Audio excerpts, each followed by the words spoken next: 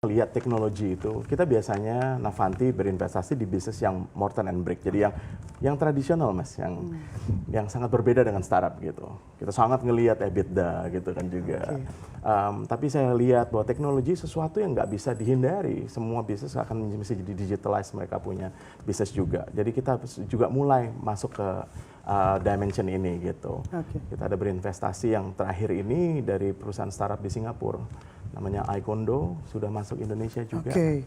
Jadi berinvestasi juga di Indonesia, masuk di Indonesia bersama dengan Colliers. Kita juga in partnership sama Savills International dari UK.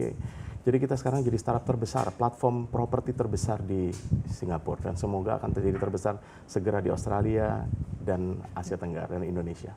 Untuk startup sendiri berarti masih berfokusnya pada properti begitu, Mas? Atau memang sudah melihat rencana ke depan akan mungkin di fintech atau transportasi? Mungkin saya bisnis kita selalu vertical integrated. Jadi kita coba investasi di bisnis yang in captives atau mempunyai sinergi dengan bisnis yang sudah ada.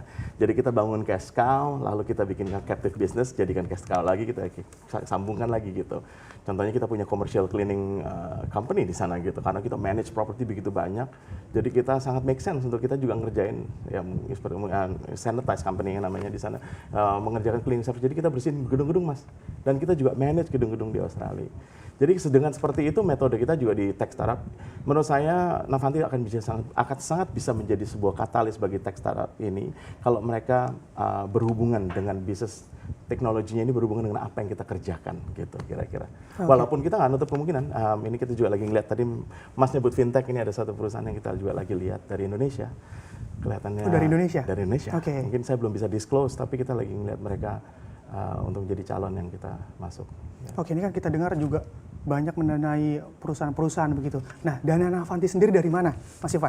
Wah, duitnya kalian-kalian ini. Ya, sebagian uang kita sendiri, tapi kita juga punya Navanti Hybrid Investment. Itu fund company kita. Kebanyakan uang kita dari Asia dan terutama Indonesia. Jadi malah dari investor banyak dari Indonesia? Dari Indonesia. Jadi kita berinvestasi kan di mana aja, Australia, Indonesia terutama. Tapi investor kita fokusnya it's Indonesian money sih.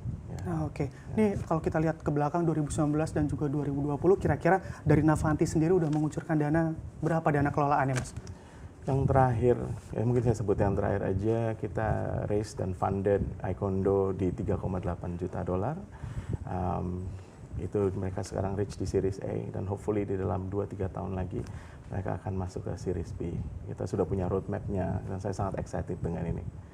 Target di 2020, Mas, bisa mengeluarkan dana berapa? Mungkin saya belum bisa disclose hal ini karena kita ada beberapa partnership baru juga di fund kita. Kita sekarang kerjasama dengan satu perusahaan venture capital di Australia dan ini akan sangat mengubah berapa jumlah angka yang akan kita investasikan bersama dengan mereka. Nah, kalau misalnya dari Navanti sendiri tuh melihat startup kan tidak hanya sekedar mendanai begitu, pasti juga melalui seleksi dan juga melihat bagaimana perusahaan startupnya. Nah, seperti apa untuk Navanti sendiri melihat hal tersebut? Karena kita masuk sangat early di seed dan series A, ini terutama untuk teknologi. Jadi menurut kita yang sangat kunci adalah foundernya. Kita akan sangat melihat foundernya apakah teachable atau enggak. Jadi potensi dari sebuah founder, karakteristik dari seorang founder ini bagaimana. Oleh karena itu makanya kita juga masukkan mereka ke dalam ekosistem kita.